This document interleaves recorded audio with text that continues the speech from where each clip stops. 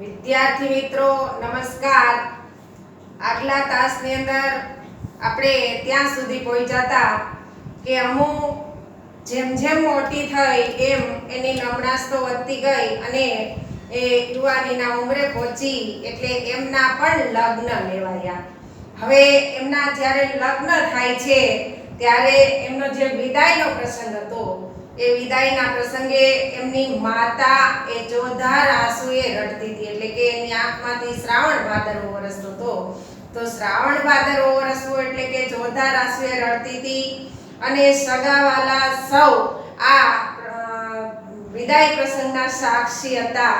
લેખક પણ એના માની પાછળ ઉદાસ ચહેરે એ ઊભા હતા. લગ્નનું મુહૂર્ત છે એ બધાને આકરું લાગતું હતું. જો સમય મંગલ હતો, શુભ હતો, પણ આખો જે પરિસ્થિતિ છે એ કરુણતામાં બદલાઈ જાય છે. કેમ કે દીકરીની વિદાય એ સૌ કોઈ માટે વસમી હોય છે. તો અહીંયા પછી લેખક કહે છે કે પોતે શું આપે બેનને, તો પોતાના બાપુજી પાસેથી એણે 25 રૂપિયા આગ્રહ કરીને લીધા.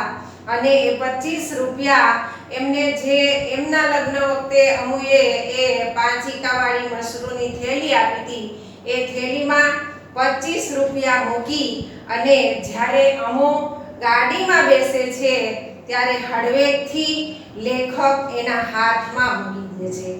અને જ્યારે એની બેને એની સામે જોયું ત્યારે એ ચહેરો એમ કે છે ક્યારેય નહીં ભૂલી શકે. કેમ કે એના ચહેરા ઉપર વિષાદ એટલે કે દુઃખ હતું, વ્યથા હતી અને સાથે સાથે બંને ભાઈ બહેન વચ્ચેનો સ્નેહ હતો.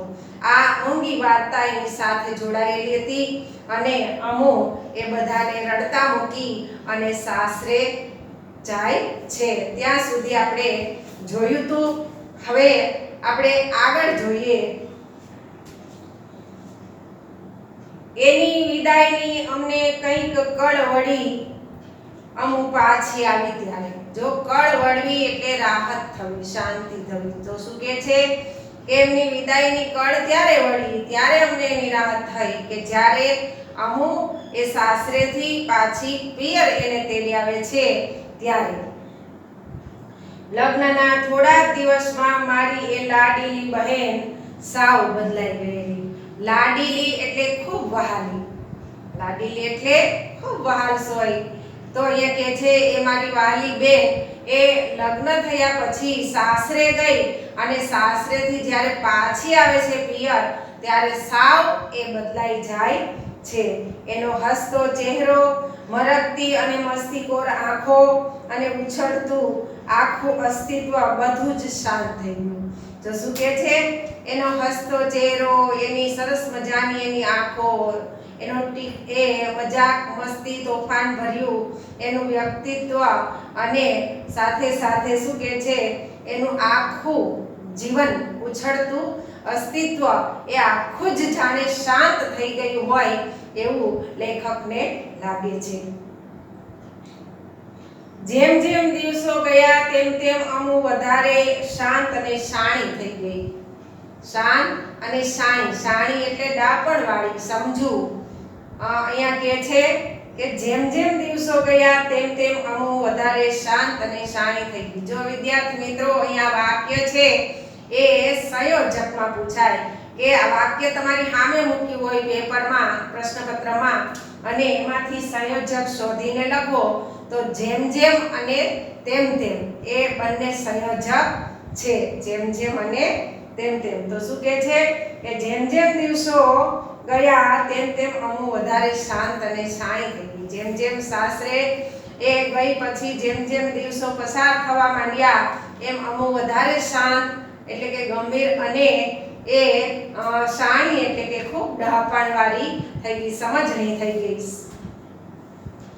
4 વર્ષ પછી એ સાસરેથી બીમાર થઈને ઘેર આવી ત્યારે હું અને બા એને માંડ ઓળખી શકીએ એટલી બધી બદલાઈ ગઈ હતી. જો લગ્ન થયા પછી એ 4 વર્ષ પછી જ્યારે પાછી પિયર આવે છે ત્યારે એ જાણે કે એમાં ઘણો જ ફેરફાર થઈ ગયો અને એને તો થોડોક સમય તો પોતાની માં અને લેખક એને ઓળખી પણ શકતા નથી, એવી એ અમુ થઈ ગઈ છે.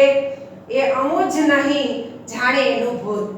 એકદમ પાતળી અને કાળા જેવી હાડ પિંજર જેવું એનું શરીર થઈ ગયું. તો કે છે એ જાણે એ અમુ જ નહોતી, પણ એ અમુનું ભૂત હોય એવું એને લાગતું હતું.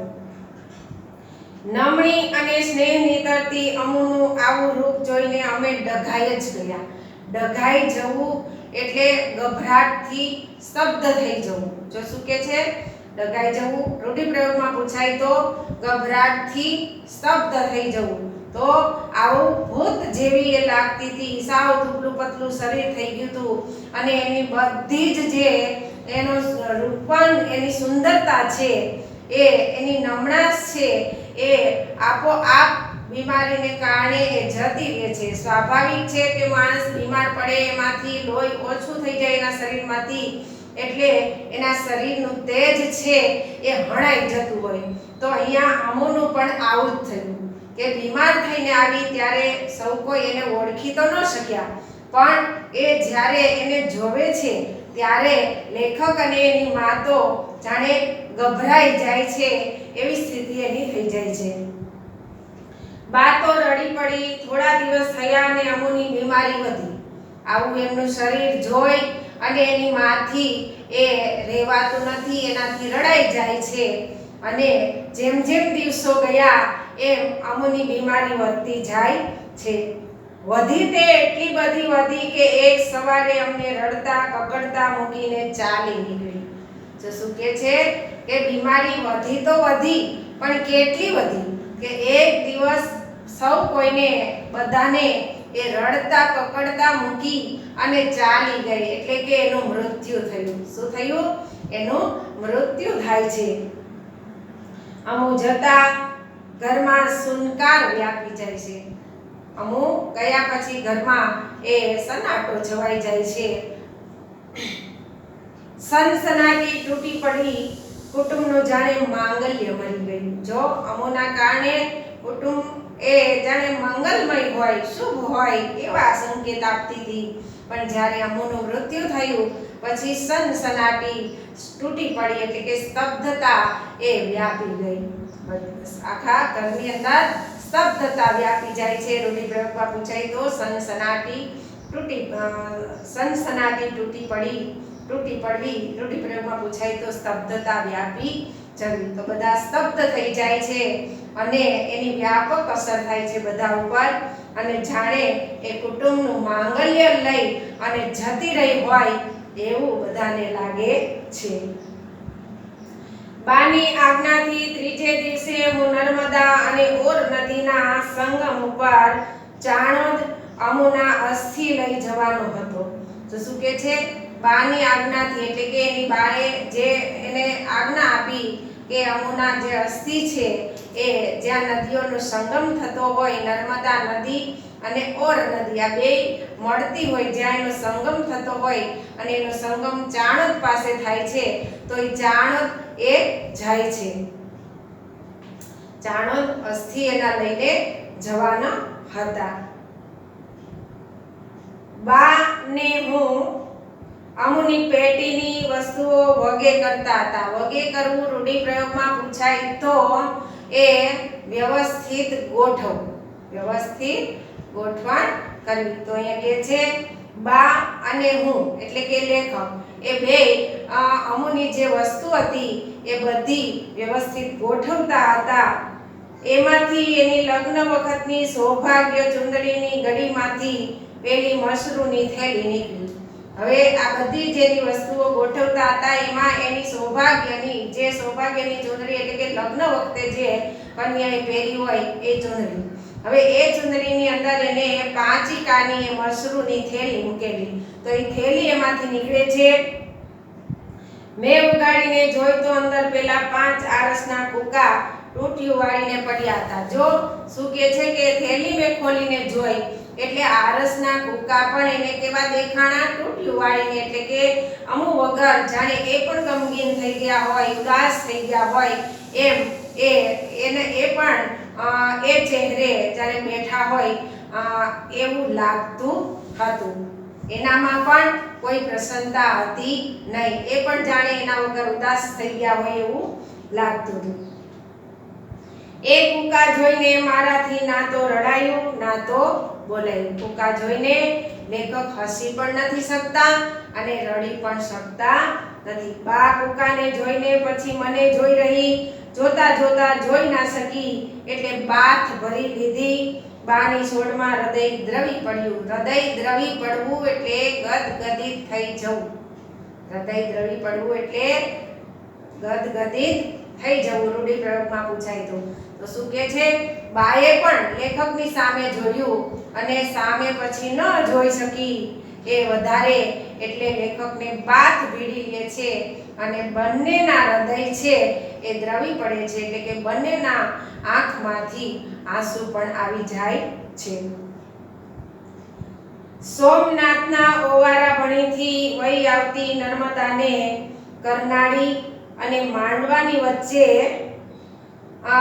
જ્યાં ઓર નદી મળે છે એ ઓર સંગમ તરફ મારી હોડી જઈ રહી છે. જો સોમનાથના ઓવારો, ઓવારો એટલે કિનારો, ઓવારો એટલે કિનારો. તો સોમનાથના ઓવારા ભણીથી, ભણીથી એ તળપદો શબ્દ છે. ભણી એટલે તરફ, ભણી એટલે તરફ. તો સોમનાથના કિનારા તરફથી વહી આવતી નર્મદા ને કરનાળી, નર્મદાને કરનાળી અને માંડવાની વચ્ચે, ત્યાં એ સ્થળના નામ છે, ગામના નામ છે. કરનાળી અને માંડવાની વચ્ચે ઓર નદી એ મળે છે. તો આ સંગમ, જે ઓર નદીના સંગમ તરફ એ લેખકની નાવ છે એ નાવિક લઈ જાય છે. હાથમાં અમુના અસ્થિની થેલી છે. મારા ગજવામાં 5 ઈકાની મસરૂની થેલી પડી છે અને મારા અંતરમાં અમુની સ્મૃતિ જીવતી પડી છે. જો શું કહે છે? લેખકના હાથમાં એના અસ્થિની થેલી છે, એના હાડકાની થેલી છે અને સાથે એની 5 ઈકાની થેલી એના ગજવામાં એટલે કે એના ખિસ્સામાં મૂકેલી હતી અને એના મન ઉપર એ અમુની સ્મૃતિ જળવાઈ રહેલી હતી. એની યાદને, એના સ્મરણને એ ભૂલી શકતા નહોતા. અકસ્માત માછીએ કહ્યું. અકસ્માત એટલે આકસ્મિક જ.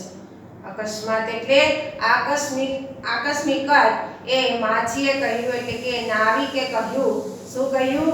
કે ભાઈ આ ઓર સંગમ. જો શું કહે છે? ભાઈ આ ઓર સંગમ. હવે નર્મદા એ ક્યાં મળે છે? તો નર્મદા કરનાળી અને માંડવાની વચ્ચે, કરનાળી અને માંડવાની વચ્ચે નર્મદા અને ઓર નદીનો સંગમ થાય છે. ઓર નદીનો સંગમ ક્યાં થાય છે? તો કે નર્મદાને કરનાળી અને માંડવાની વચ્ચે એ ઓર નદી મળે છે. જે બે નદીઓ ભેગી થતી હોય, મળતી હોય એને સંગમ કહેવાય. શું કહેવાય? સંગમ. બે નદીનું મિલન થાય એને આપણે સંગમ તરીકે ઓળખીએ છીએ. હવે તમને શબ્દ સમૂહ માટે ક્યારેક એક શબ્દમાં પૂછાય કે બે નદીઓનું મિલન, બે નદીઓનું મિલન સંગમ. તો અહીંયા કહે છે કે આકસ્મિક જ પેલા નાવિકે કહ્યું કે આ ઓર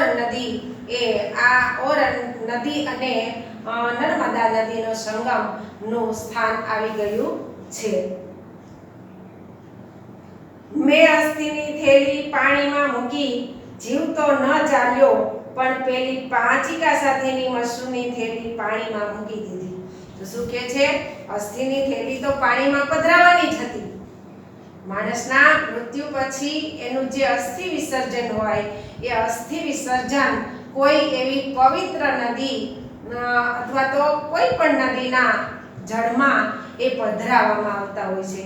તો અહીંયા લેખક પણ પોતાના બેનના અસ્થિ એના માના કહેવાથી એ નર્મદા અને ઓર નદીનો જે સંગમ છે, બે નદીઓનું જ્યાં મિલન થાય છે ત્યાં એ પધરાવા જાય છે. અને જ્યારે અસ્થિ પધરાવે છે ત્યારે એનો જીવ ચાલતો નથી. એને એ પધરાવાની ઈચ્છા થતી નથી. પણ છતાં અસ્થિ પધરાવે છે, એની સાથે સાથે ઈચ્છા ન હોવા છતાં જીવ ન ચાલવો એટલે કે ઈચ્છા ન થવી, તો જીવ નહોતો ચાલતો છતાં પણ એના એ પાંચિકાની જે મશરૂની થેલી હતી એ થેલી પણ પધરાવી દે છે. અમુના અસ્થિ અને આરસના પાંચિકા મેં પાણીમાં મૂક્યા, ત્યાં તો લાવણ્ય અને લજ્જા ભર્યા એના લોચનો, લોચનો અહીંયા બહુવચન છે, લોચન એટલે નેત્ર, આંખ, દ ચક્ષુ. જો સમાનાર્થીમાં પૂછાય તો નેત્ર, નયન, લોચન, દ આંખ, ચક્ષુ વગેરે ઘણા બધા થતા હોય. તો અહીંયા કહે છે કે પાણીમાં અમુના અસ્થિ અને આરસના પાંચિકા મેં પાણીમાં મૂક્યા, ત્યાં તો લાવણ્ય અને લજ્જા ભર્યા એના લોચનો. પાણી શબ્દ એ સમાનાર્થીમાં પૂછાય તો પાણી, ઉદક, સલીલ, અંબુ, જળ, નીર, તોય વગેરે. બરાબર. તો અહીંયા કહે છે પાણીમાં જેવા એના અસ્થિ અને પાંચિકાની થેલી મૂકે છે, ત્યાં તો એના લજ્જા ભર્યા એટલે કે લજ્જિત, શરમ સાથેના, શરમ, લજ્જા એટલે શરમ, તો શરમ ભર્યા અને શું કહે છે કે લાવણ્ય, લાવણ્ય એટલે સુંદર, કમનીય, સમાનાર્થીમાં પૂછાય તો લાવણ્ય, સુંદર, કમનીય, ચારુતા. તો આ એના લોચનો છે, એની આંખો છે, ધનુષ્યાકૃતિ ભમરોથી છવાયેલા મારી સામે હસી ઉઠ્યા. ધનુષ્યાકૃતિ, ધનુષ્યના આકાર જેવી એની ભ્રમરો. તો શું કહે છે કે એમની આંખો આમે લેખકને ખૂબ ગમતી હતી, તો અહીંયા એની ધનુષ્ય આકારના ભમરોથી એમની આંખો એ જાણે લજ્જિત આંખો, સુંદર આંખો, જાણે એના તરફ, એના સામે એ હસી રહી હોય એવું એમને દેખાયું, એવું એમને ભાસ થયો. તો વિદ્યાર્થી મિત્રો, આ હતો ભાઈ બહેન વચ્ચેનો પ્રેમ, ભાઈ બહેન વચ્ચેનો સ્નેહ, કે કેટલું સરસ એ લેખકે પોતાની બહેનનું અહીંયા ચરિત્ર ચિત્રણ કર્યું છે, કે એના ચરિત્રની એને વાત કરી છે, એની બેન સાથે જે એમની આત્મીયતા છે, જે સ્નેહ છે, એ સ્નેહ સાથે એમના વ્યક્તિત્વની જે ખૂબીઓ હતી એ બધી જ અહીંયા આપણને એ જણાવી છે.